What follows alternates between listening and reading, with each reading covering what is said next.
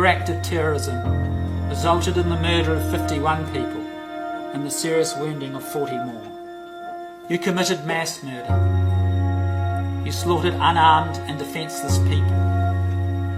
You maimed, wounded and crippled many others. Your victims include the young and the old, men, women and children. Your actions were inhuman. You deliberately killed a 3-year-old infant by shooting him in the head as he clung to the leg of his father. The terror you inflicted in the last few minutes of that small child's life is but one instance of the pitiless cruelty that you exhibited throughout. There are countless more examples. You showed no mercy. Other children were present. A 2-year-old boy was shot and a 4-year-old girl was another of your victims, as were the elderly. Wounded people who were incapacitated and unable to escape were dispatched by you in cold blood, often at point-blank range. You shot people in the back and ignored the pleas of the wounded to be spared.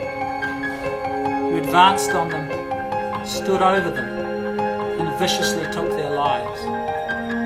Extremist beliefs and ideologies that seek to promote violence and hate are anathema to the values of acceptance, tolerance, and mutual respect upon which our inclusive society is based, and which this country strives to maintain.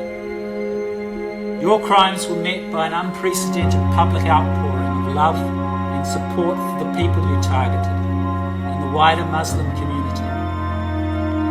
Your design was to divide, but the public's response was to stand with the people of their community, with their fellow New Zealanders, to demonstrate their unqualified repudiation of your hateful agenda. You failed. To my observation, however, you remain entirely self-absorbed. You have offered no apology or public acknowledgement of the harm you have caused. There is little to indicate that your pleas denote any deeply held sense of remorse for your victims.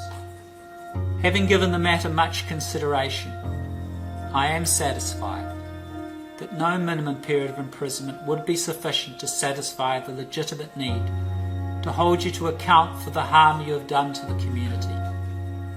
Nor do I consider that any minimum term of imprisonment would be sufficient to denounce your crimes. The nature and circumstances for your offending, unprecedented in this country, are such that I consider the requirement that you serve your sentences of life imprisonment for murder without parole on each of the 51 charges of murder, charges 1 to 51. You were sentenced to life imprisonment. I order that you serve the sentences without parole. On each of the 40 charges of attempted murder, charges 52 to 91, you were sentenced to concurrent terms of 12 years in prison. On the charge of committing a terrorist act, charge 92, you were sentenced to life imprisonment.